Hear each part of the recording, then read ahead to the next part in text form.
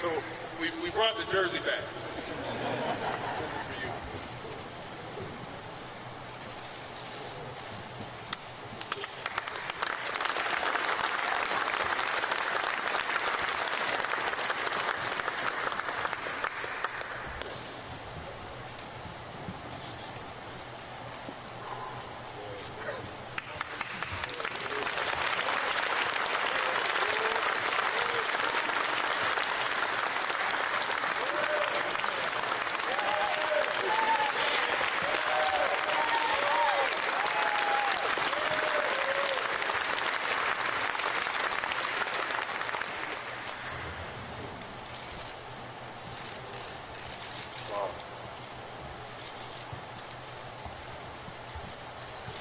Tears of joy.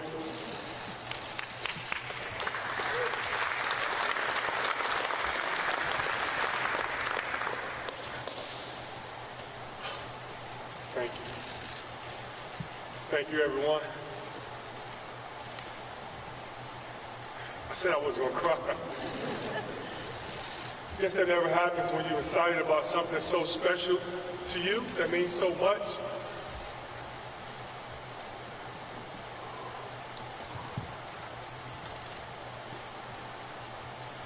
Last time I had a press conference in this building, it was 1994. I declared that I was going to go to the NBA. Felt like I was letting down my teammates because I didn't do what I came here to do. And that was to bring a championship to this university. A university that I care so much about. I guess you can see that now, huh?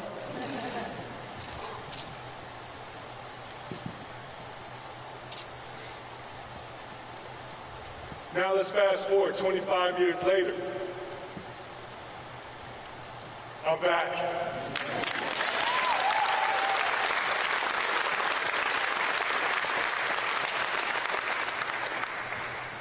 I'm back to help continue this Michigan tradition.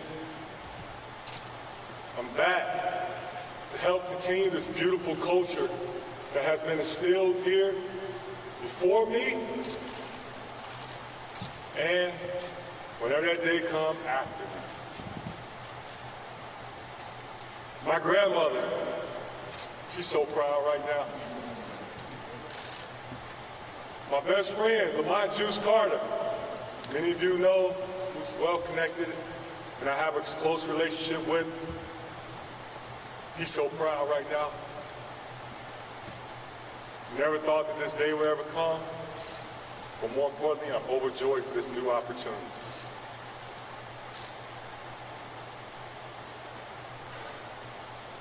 You know, this is the second biggest accomplishment in life for me, to be the head basketball coach of the University of Michigan. Now I know some of you are saying like, okay, well, what was number one? Getting a degree from the University of Michigan. That was my number one accomplishment in life thus far. That degree meant so much to me as a man, as a leader, as a father. It doesn't stop. Now it's my goal to help lead a beautiful group that's sitting back there, to teach them the values of how important, how privileged they are, how special they are to be a part of the Michigan tradition. That just feels so good to say that, University of Michigan.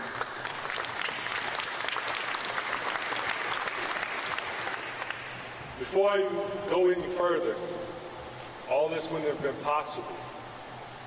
And I have to thank some people that helped make this possible. President Mark, who is not here today, thank you. Ward Manuel, thank you. Doug, thank you, sir.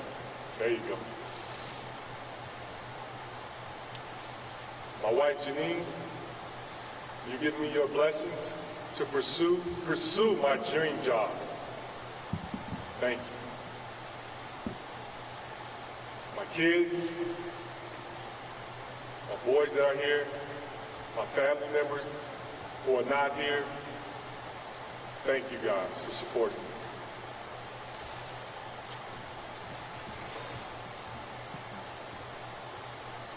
I also want to thank my college teammates. Jimmy is here, Jimmy King. He's been a big inspiration, big reason why I'm sitting here today. Jimmy and I were dorm mates. Sat there and talked. I think I recruited you, right?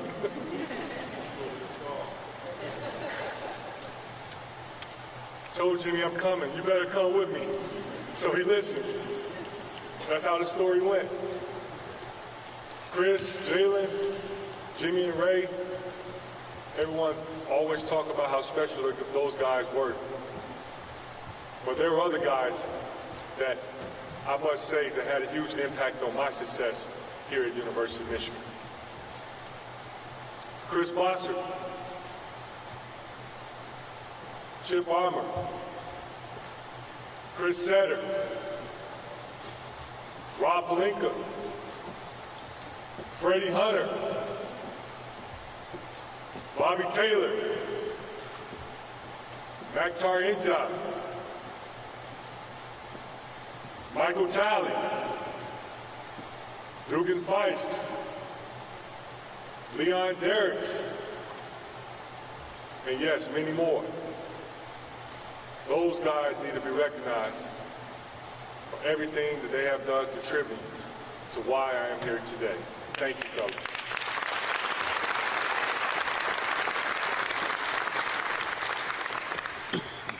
So I want to end by saying I'm sorry, I apologize for my emotions. You got the best of me, but hopefully you know, after we leave here today, that I'm all in, a Michigan man. Go Blue.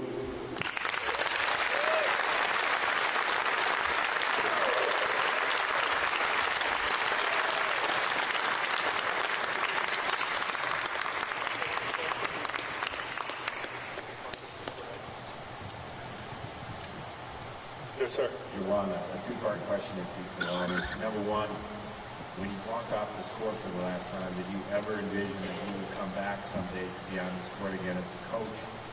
And as a second part, you see what Michigan means to you. Explain to us why Michigan means so much to you. Well, to answer your first part of your question, last time I walked off the Chrysler Arena court, and at the time it was called Chrysler Arena, now it's called Chrysler Center. I never looked back and thought I would ever be the head basketball coach of University of Michigan. Honestly, I didn't like coaching. I didn't want to be a coach, but I always was a coach on the floor.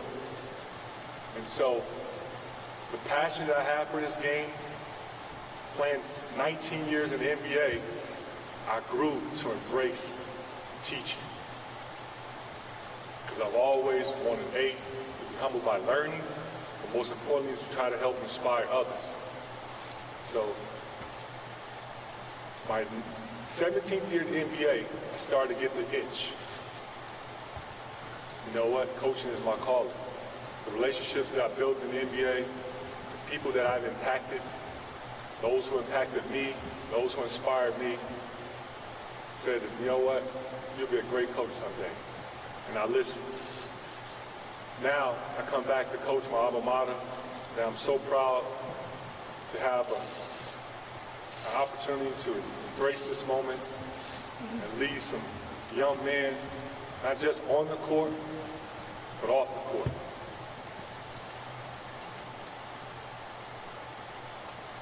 It's a special day. It's a special day for me and my family. I'm so proud.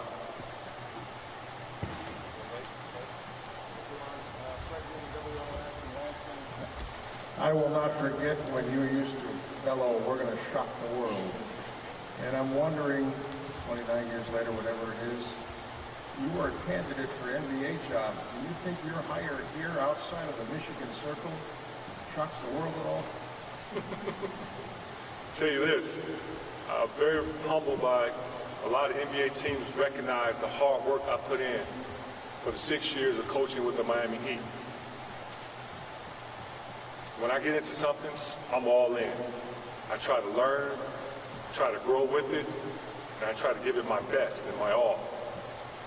I'm sure there are a lot of people out there that are doubting the fact that I'm a first-time head coach. Well, you got to start somewhere, don't you?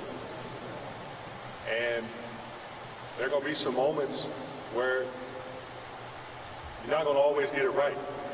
Jim would tell you, you're going to make mistakes. It's a process. But I have that growth mindset. I always look to try to find the answer to help grow.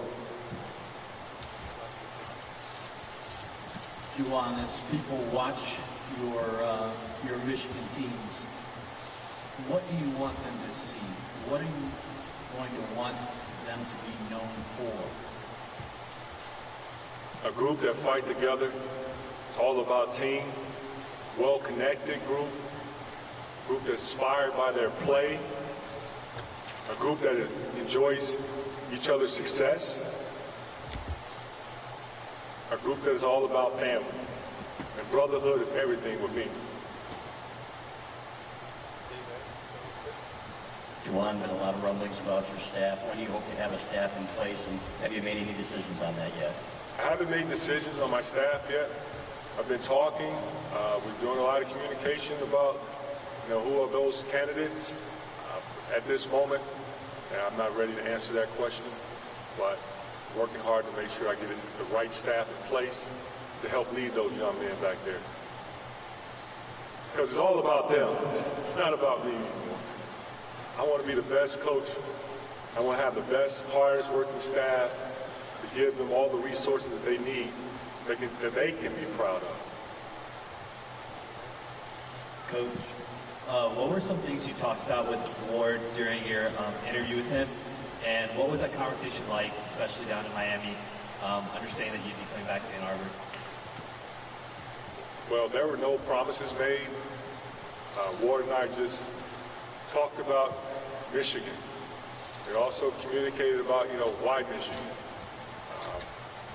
But more importantly, I got a chance to get to know him as a man because I heard a lot of great things about Ward. There are people that I did my homework on Ward. I'm sure he did his homework on me. But in order for this to all happen, we have to build a relationship. And he's my boss. But most importantly, I know Ward is well experienced. He's a Michigan man like myself, and we're looking forward to hit the ground running. Juwan, when last time you were here, Michigan owned the state, so to speak. I'm wondering where your priorities are in terms of that rivalry with Michigan State that's changed over the years, and also your recruiting footprint. What you see is your priority there. You got to give Coach Izzo a lot of credit. This program has done a fantastic job over the years. I have a lot of respect for Coach Izzo. Coach Izzo sent me a nice text, congratulate me. I know that Coach Izzo is extremely competitive, just like myself. I'm looking forward to having a chance to our team line up against his team, and hey, let's battle. From a recruiting aspect, I know there's a lot of special talent located here in the state. Michigan have a lot of great talented basketball players on the high school level. I'm looking forward to going out there and recruiting and seeing what we can do to help continue what Coach Beilein and his staff has done throughout the years. Juwan, over the last week or so, how have you attempted to familiarize yourself with the team you're inheriting? Well, we all communicated by phone when I first got the job. I wanted to make sure that I talked to the coaching staff first, and then I called the players.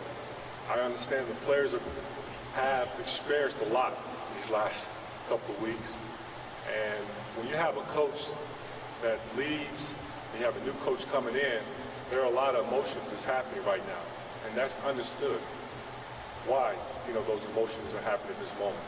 Some players are more concerned with their future, and also want to get to understand the coach and his vision. We had good communications on the phone, good conversations on the phone, and we just had a great meeting earlier. But I'm happy that I know that I have those guys back there are going to be in the trenches with me. Juwan, what do you think will be, what specific things do you think will present the largest learning curve for you on shifting back to college basketball, and what's the best piece of advice, if anything, that you have kind of put in your back pocket so far? Well, recruiting is going to be the challenge, because I have to first understand all the rules. And I want to continue to make sure that this culture does not take a step back. I will learn and get into that rule book of the NCAA rules as far as what you are allowed to do and what you're not allowed to do. That's going to be one of the biggest challenges. And to my understanding, there are a lot of rules out there.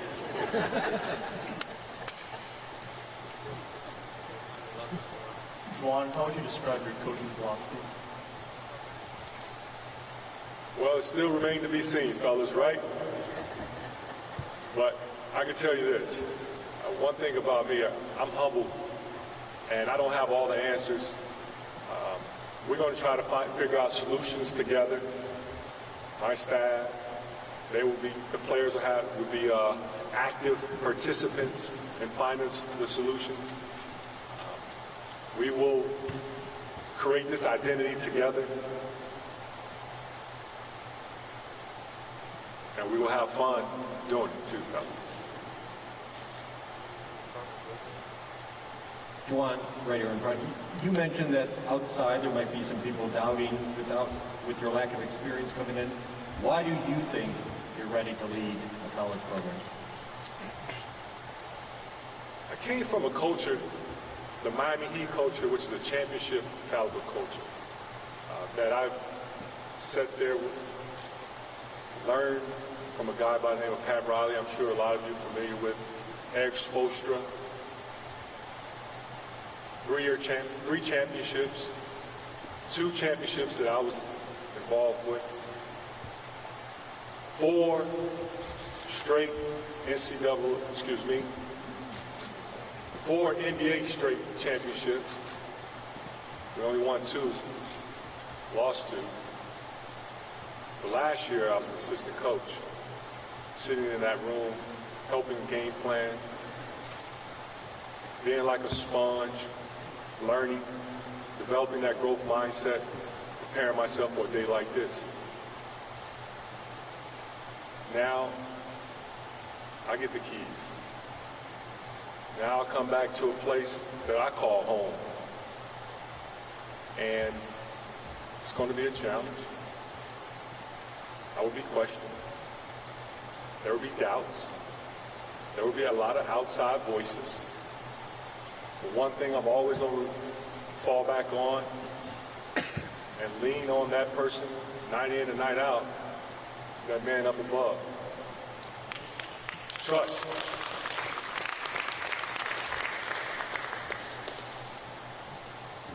Having that trust and belief in myself and my staff, being one of the hardest working staffs in college basketball, that we will, when that decision is made, it's made as a group. Not my decision, their decision, but I will make the final decision. Well, given the length of that rule book and all those other things you have to learn here to get back into college, are you taking that into consideration and thinking of hiring somebody on staff who's been in those shoes before and has that experience to help you? That's one thing I'm exploring.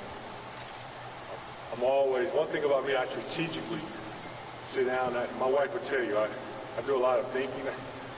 Sometimes she asks me, are you here when you're talking to me? Your brain is always working. But yes, I am. I'm listening to you, sweetie. But I thought this thing thoroughly through, and I think I'm going to have the right staff moving forward. That team back there will be proud of. Juwan, when you look up and don't see the 92-93 Final Four banners, what thoughts do you have, and have you or will you lobby to get them put back up? I knew that question was coming. You know, I look up there, I see those beautiful banners, and I'm like, wow, Michigan has a rich tradition. And a lot of great special things in this building. 92, 93, fun time. Jimmy can attest to this. Worked extremely hard to make it all possible. Sacrificed a lot. Been through a ton of adversity. Earned every minute of it. That is something on the table that we as a staff, myself, Ward, Mark, will definitely revisit. When? I don't know. Can't make any promises. That's all I can say at this moment. Coach Andrew Kahn, AnnArborNewsNLive.com. Nice to meet you. Nice to meet you too. You have 3 open scholarships for this coming season. It's the end of May. How are you approaching that? Well, I had to go back and start recruiting again, quickly. One guy, Cole Badgerman, who I got a chance to talk to, meet on the phone, communicate with his parents, send my bio, got the chance to understand them as a family, and I know they're more concerned with Cole's future. Cole was committed to the University of Michigan, thinking that Coach Beilein was going to be his head coach. Now, Cole has recommitted, and he will be signing his letter of intent soon to attend the University of Michigan.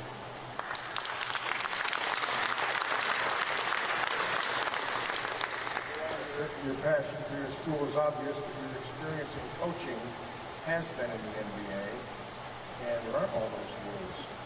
Why is this a better job for you than one that might come in the NBA real quickly? Oh, what's the last part? I'm sorry. Why is this a better job for you than one that might eventually come in the NBA? I don't look back, I look forward. And right now I am the University of Michigan head basketball coach. And I'm committed to this program. This program, as you saw earlier, with the tears sweating inside of my shirt. I love this place. Anything else? Brendan? Of course. Thank you, Coach Corey Woods, Michigan Thank you. Chronicle. Over the past couple of weeks through various media, Jalen, Chris, and Jimmy, they've all talked about the lack of All-Americans that have come to the university over the past couple of years. What will you do differently on recruiting to bring those All-Americans to Michigan? Well, I'm all eyes, I'm all ears to talent. I haven't just pinpointed exactly like I'm going after 5-star, one and done, or I'm going to recruit 3-star kids. As a staff, we will meet, we will figure out what is the best solution moving forward to give us the best chance to win.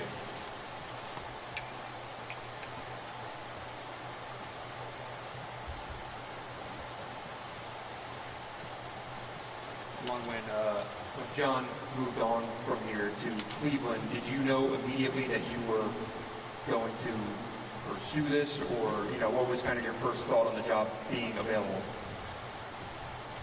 Well, I woke up on Monday morning, and it had to be about 6:45 a.m. Like some, picked up my cell phone first, and I looked, and I'm like, my phone, I had like 20-something text messages. Coach Beilein decided to move on and accept the job with Cleveland Cavaliers. At that time, I was preparing that weekend and leading up to the week to go and interview for the Minnesota Timberwolves head coaching position. I laid back on my pillow and I said, Coach Beilein just left Michigan. I've always been asked by friends and also by family, would I ever coach college basketball? My answer has always been, there's only one job, there's only one school that I would look back and pursue on a collegiate level. and that's the University of Michigan. So it was unfair at the moment that at the time I'm preparing for a Minnesota Timberwolves interview, and in the back of my mind, all I kept thinking about was Michigan, Michigan, Michigan. And I'm not afraid to be honest. The general manager / president of the Minnesota Timberwolves, I know he's out there listening. I have a ton of respect for him. He understood why I chose Michigan. After they made me an offer, they didn't give me the head coaching position offer, but they offered the associate head coaching position. I said, you know what? Out of respect to you, I appreciate you, but my heart is with Michigan. It will always be that way. My kids will tell you.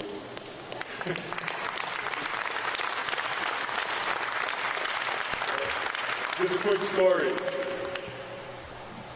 Michigan and Ohio State football rivalry. On Saturdays, when it's time to watch that game at 12 noon Eastern time, sit there on the couch, I put on my Michigan football jersey. My wife put on her Michigan sweatshirt. Jason, Jet, they put on their Michigan football jerseys. And we had a dog that passed away. He wears the Michigan jersey. And his name is Blue, too. He's a bulldog. He's not with us anymore, but we're all in. We're a Michigan family.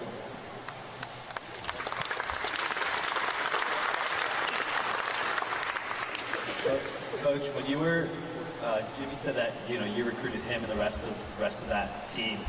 What do you plan on? What did you tell them when you were getting your fellow teammates, and how do you plan on translating that to recruiting now? Brotherhood is big with me, and that's something that the relationship that we've built over the years, that would never leave us. They are family. And I know how supportive Jimmy, Chris, Jalen, Ray, and do you want me to name the other teammates? But I know how supportive they all will be in helping to continue this Michigan winning tradition on and off the floor. Not only we are proud of our players and what they provide on the court, but in the classroom, it's just as important. I believe in the student athlete. I encourage our kids to hit the books hard in the classroom. When they leave this university, to walk away with that degree, because that degree coming from the University of Michigan means a lot. It's a prestigious school with a lot of pride, and a lot of love, and a lot of care. But at the end of the day, we all a family. Go Blue.